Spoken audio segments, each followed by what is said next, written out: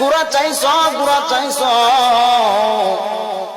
তবে জাইনারা ঘরে আমি নবীর কাছে টাকা নাই পয়সা নাই, তোমার গুড়া কোত্থেকে কিনে দিই।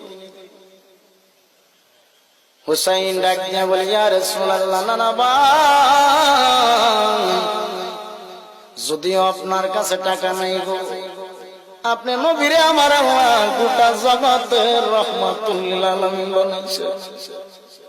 নবী গো, আপনারে এত সম্মানী আমার আল্লাহ বানাইছে, আপনি যদি আমার আল্লাহর কাছে কোনো কিছু চাওয়ার মতো চান, আমার আল্লাহ আপনি নবীরে খালি ফিরাইয়া দিবে না। আমার নবী ডাক দিয়ে বললেন, হুসাইন রে, তুমি বলো দেখি, তোমার গুড়া যদি তোমারে যদি গুড়া দেই, তোমার গুড়ার রশিটা কেমন? হুসাইন ডাক দিয়া বলে, ও নানা ভাই, আমার যে গুড়াটা আপনি দিবেন সেই গুড়াটা যেমন দামি গুড়া হবে গো, আপনি আমার যে গুড়া দিবেন সেই গুড়ার গলার রশিটাও হবে দামি।